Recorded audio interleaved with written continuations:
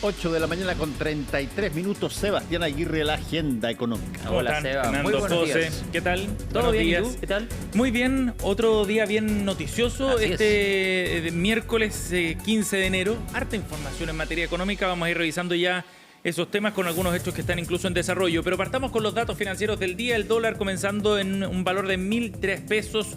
Para hoy día la UF tendrá un valor de 38.424 pesos en el mercado local y el cobre en tanto está subiendo afuera en los mercados internacionales.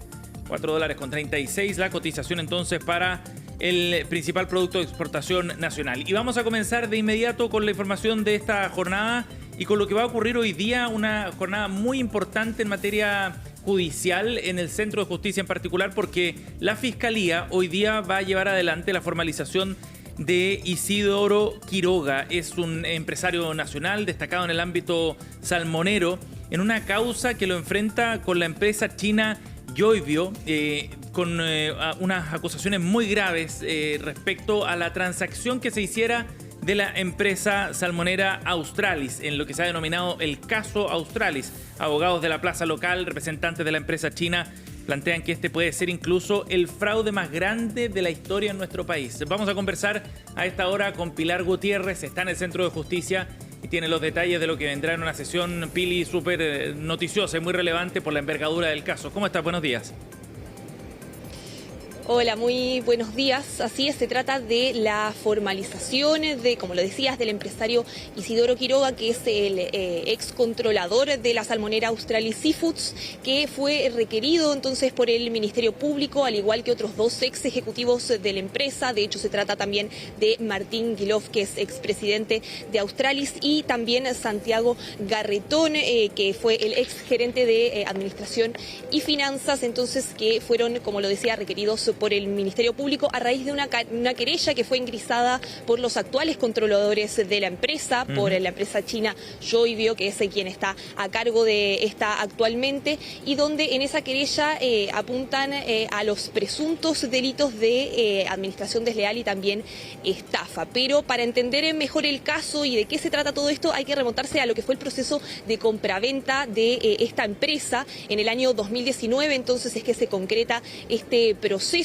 En ese momento, Australis era una de las salmoneras más grandes del país, y lo que dicen ahora desde la parte querellante es que finalmente los controladores de la época ocultaron información relevante para lo que era el proceso de ese momento y sobre todo con respecto a la sobreproducción de salmones. Eso dicen entonces desde esa vereda, que no se entregó esa información de que existía una sobreproducción de los salmones en la época, y finalmente esto habría inflado el precio de compraventa. De hecho, la transacción fue por 921 millones de dólares y finalmente, claro, dicen que esto es en base a una producción que no estaba de acuerdo a lo que apuntaba la normativa de ese entonces, y que también habría traído millonarios perjuicios para los actuales controladores que, claro, tuvieron que, por ejemplo, pagar las multas asociadas a aquellas infracciones, también reducir la producción para cumplir con los límites establecidos finalmente.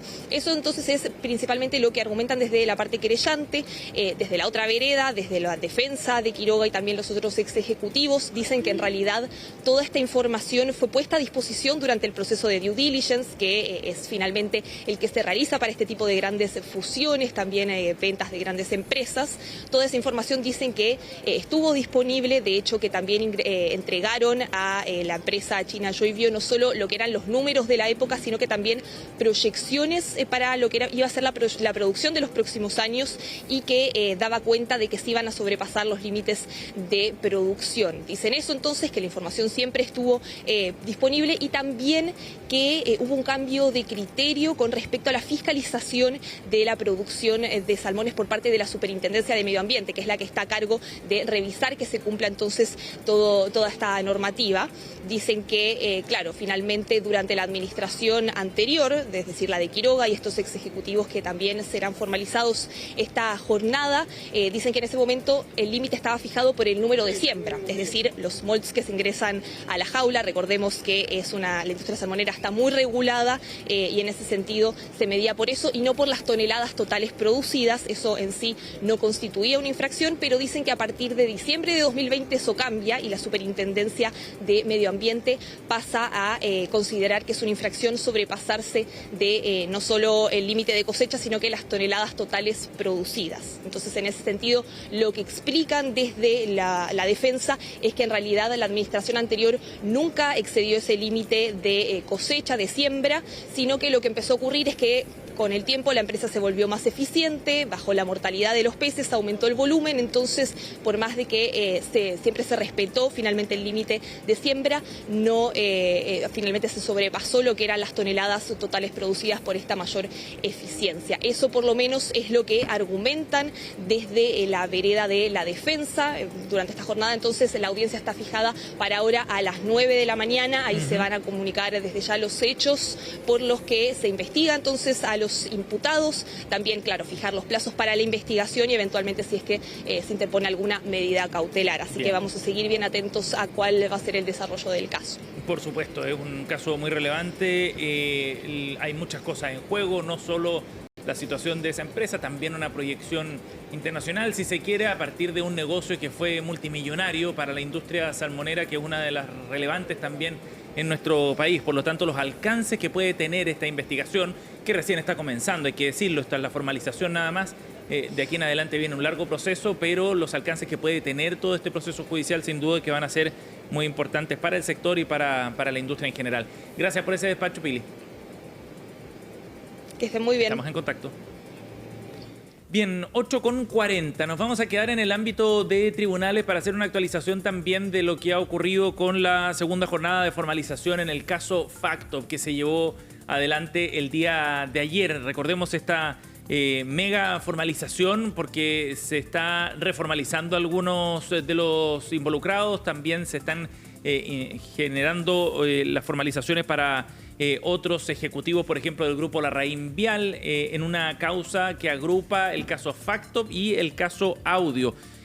Ayer continuó ante el cuarto juzgado de garantía de Santiago esta formalización y nos vamos a quedar primero en el caso Factop porque ayer se entregaron antecedentes bien importantes respecto a esta investigación que está llevando adelante el Ministerio Público. Se detalló fundamentalmente cuáles fueron los efectos que tuvo la declaración de impuestos maliciosamente falsas que fueron presentadas por los imputados, los que están involucrados en esta causa. Y eso permite dimensionar también uno de los efectos que ha tenido desde el punto de vista material, desde el punto de vista fiscal en este caso, esta investigación, porque hemos hablado mucho de los alcances políticos que ha tenido esta investigación, en particular la del caso Audio, o en términos generales el impacto en la confianza del mercado también a propósito de la situación de este factoring. Sin embargo, ayer la Fiscalía entregó el detalle del perjuicio fiscal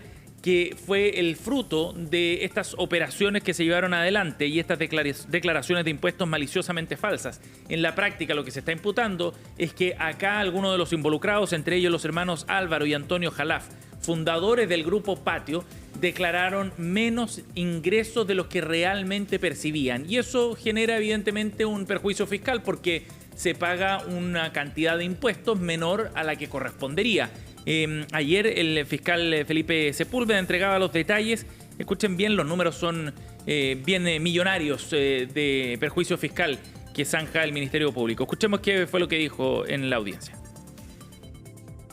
El perjuicio fiscal ocasionado por Álvaro Ignacio Jalaf Sanz y Antonio William Jalaf Sanz asciende a la suma de 6.385.805.336 pesos, cuyo monto histórico totaliza la suma de 5.068.996.464 pesos por concepto del impuesto global complementario.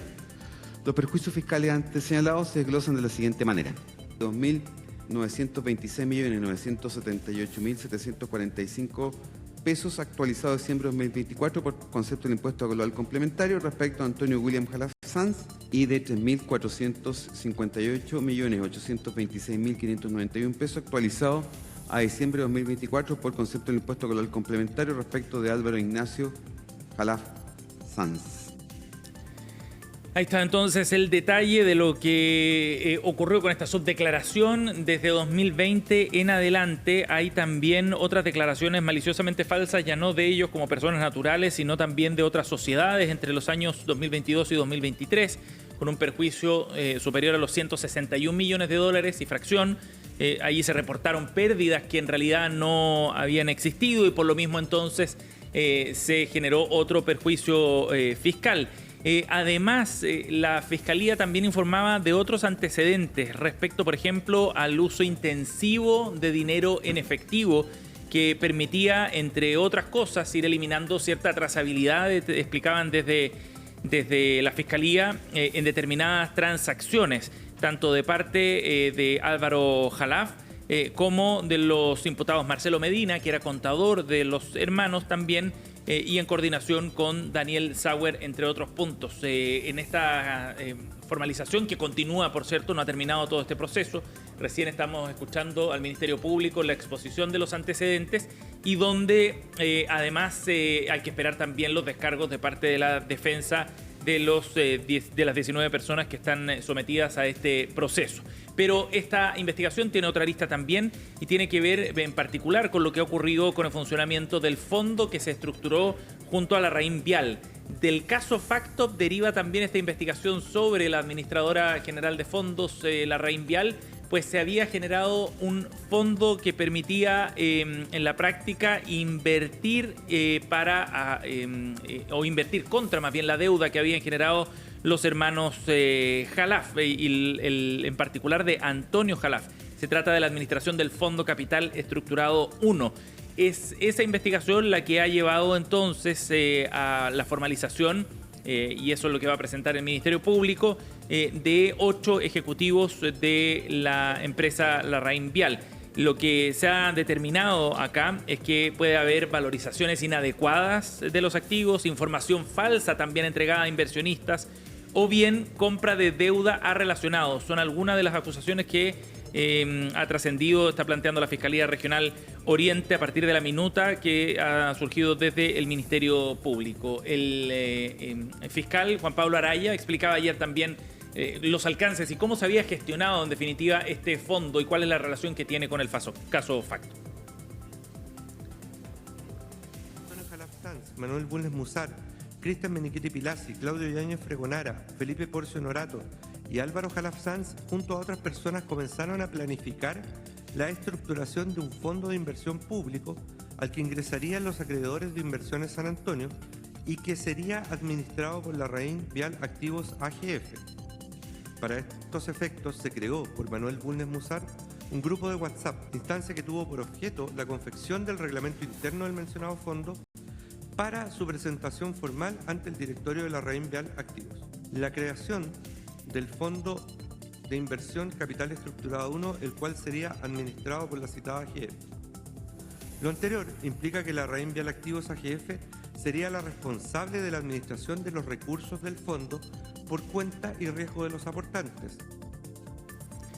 Claro, entonces finalmente los recursos obtenidos a través de este fondo permitían, por ejemplo, ir reorganizando deudas con entidades no bancarias, pero en ellas también participaban otros de los involucrados, Álvaro Khalaf, por ejemplo, o Cristian Menichetti. Había deudas de facto también, lo que se considera entonces un delito, ¿no? A partir de la compra de deuda a partes relacionadas, perjudicando finalmente a los aportantes de ese fondo. Es parte del detalle entonces de estas jornadas de formalización que siguen todavía. Continúa, como le decíamos, la presentación de cargos y también luego tendremos que escuchar qué es lo que dice la defensa de quienes están siendo formalizados. 8:47. Bien, nos vamos a ir a otro tema completamente distinto para hablar del desarrollo de un área de la economía en nuestro país que ha ido tomando cada vez más fuerza y que forma parte además de la estrategia que ha diseñado el mismo gobierno para promover sectores de inversión. a ojo fundamentalmente de inversionistas extranjeros. Estamos hablando de la economía digital y el avance que ha tenido en nuestro país, de la mano, por ejemplo, del desarrollo de data centers que han llegado a Chile, que se han construido en nuestro país de la mano de grandes inversionistas tecnológicos internacionales. De este tema vamos a conversar con la CEO de la Fundación Codea, Mónica Retamal. ¿Cómo estás, Mónica? Bienvenida. Hola Sebastián, muchas gracias por esta entrevista. Gracias por acompañarnos. Bueno, a propósito de los últimos datos de exportaciones que conocíamos la semana pasada, surge esta inquietud también por profundizar respecto al desarrollo de la economía digital. Dentro del balance de exportaciones que se hacía desde la SubRey, de la Subsecretaría de Relaciones Económicas Internacionales, la exportación de servicios creció más de 18%, y aquí caben precisamente muchos de estos servicios tecnológicos que van de la mano del desarrollo de la economía digital. ¿Cómo se puede fortalecer este sector, Mónica, y por qué es importante hacerlo además para nuestro país? Bueno, primero es un súper buen anuncio, ¿no? Porque la industria tecnológica en particular, en general los servicios, pero la industria tecnológica en particular es una industria muy intensiva en mano de obra y en mano de obra que genera trabajos de calidad. Entonces eso es una muy buena noticia para el país porque significa que tenemos más chilenos saliendo al mundo, pero además con trabajos estables y de calidad y de mucho valor agregado. Obviamente esta industria, como dije, es muy intensiva en mano de obra y por lo tanto el desarrollar talento de exportación aquí es clave. Uno de los grandes desafíos que tiene Chile, además de hablar inglés, ¿no es cierto?, que es fundamental tanto para atraer inversionistas extranjeros que andan buscando, obviamente, no solo desarrollarse en Chile, sino que usar a Chile como un hub. Es muy relevante el idioma inglés, pero también y transversalmente lo que ha aumentado fuertemente son las competencias digitales en todas las industrias, particularmente en la industria de exportación. Este es un componente clave porque para sofisticar y hacer más productiva nuestra oferta de servicios al mundo necesitamos talento digital, Mónica, transversal. Y cuando hablamos de talento digital, ¿a qué nos referimos específicamente? Hablamos de ciertas competencias y habilidades que permiten a las personas no solo trabajar en entornos digitales, eso es como el sino también generar valor a industrias tan especializadas como las que tú mencionaste, la industria del data center, pero también otras industrias como el agro, como la minería, como la industria financiera, necesitan mano de obra digital con habilidades digitales que uno llama de nivel superior, que permitan que esta oferta exportadora, por un lado, llegue al mundo, pero también generar mucho valor en esa misma construcción. Ahora, es interesante lo que mencionas, porque por lo que estás contando, este talento digital se necesita en todas las industrias, es como un crecimiento transversal o un desarrollo transversal, no está alojado solamente en el sector o la industria tecnológica propiamente tal. Así es el factor que de hecho mueve de manera más evidente la productividad y la capacidad de innovar. De hecho, salió este año un reporte muy interesante del Banco Mundial que hablaba de todos estos países de ingresos medios, ¿verdad?, en donde Chile es uno de los actores, que estamos como enredados en cómo pegarnos el salto.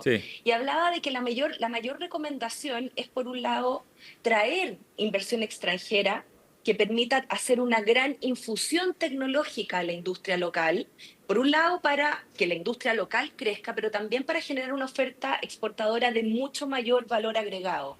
¿Por qué? Porque una vez que uno trae esas grandes competencias y esos grandes conocimientos de borde tecnológico, hace esa infusión, hace que de alguna manera la industria se pegue un upskilling relevante, luego esa sofisticación producto de una oferta mejor y mejorada, permite obviamente solucionar problemas de productividad, pero luego viene la otra parte interesante que es la innovación. La innovación genera, cuando uno ya desarrolla ese músculo de mayor sofisticación, la innovación genera nuevas industrias y todo lo que se llama el concepto de destrucción creativa, ¿no? Uno empieza a pelearlo a los líderes de las industrias. Y eso es muy pertinente además, este análisis y el foco en particular en productividad, Mónica, pensando en el informe que entregó, por ejemplo, el Consejo Nacional de Productividad, de Evaluación y Productividad, el CENEP, el día de ayer, donde muestra precisamente que este es uno de los grandes déficits que tiene la economía chilena y una de las barreras para crecer más, precisamente, el estar estancado y llevar una década estancado en materia de productividad.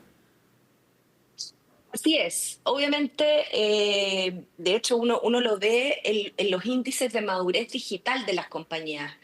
nosotros tenemos empresas grandes en Chile que obviamente han iniciado procesos muy profundos de transformación digital, pero luego tenemos una base de empresas medianas y pequeñas que no lo han hecho. Y eso uno lo mide bien en concreto entre las personas que tienen estas habilidades digitales de nivel superior en, por ejemplo, los directorios o en las capas gerenciales versus las pymes que en general tienen a 1 a 2 personas con esa competencia, pero la gran masa de empleados no la tiene. Esto obviamente en términos de desarrollar una oferta más sofisticada es un gran déficit y por lo tanto iniciativas, por ejemplo, como la que nosotros estamos trabajando en Talento Digital para Chile, que es una iniciativa que trabajamos con el Ministerio de Hacienda y con el Ministerio del Trabajo, se vuelven clave porque necesitamos llegar a un N de personas mucho mayor que logren desarrollar estas habilidades digitales de nivel superior para mejorar las ofertas de todas las industrias.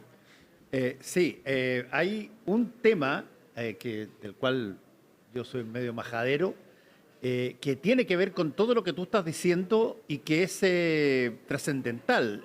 Lo decía hace un par de días en Tolerancia Cero, en el Minuto de Confianza, que hay un crecimiento enorme de la economía digital, pero hay un déficit gigantesco de pedagogía digital para enseñarle a los particularmente estudiantes, a las futuras generaciones, cómo funciona la economía digital y cómo apearse de eso. Y se empieza a producir de pronto, cuando uno no se da cuenta o se distrae, de pronto tienes una brecha enorme entre quienes pueden usar la economía digital porque la entienden y la saben realizar, y un montón mucho mayor de gente que se queda al margen. Sí, qué bueno que lo mencionas, porque finalmente este es un continuo, ¿no? Exacto. Nosotros necesitamos que el stock de personas y el stock de chilenos también desarrollen estas habilidades digitales. Y hoy día, cuando uno ve a los escolares, por ejemplo, los niveles de consumos tecnológicos, efectivamente somos récord en el mundo OCDE, pero no necesariamente en el desarrollo de habilidades donde los estudiantes chilenos, menos de un 1%, demuestra estas habilidades digitales de nivel superior.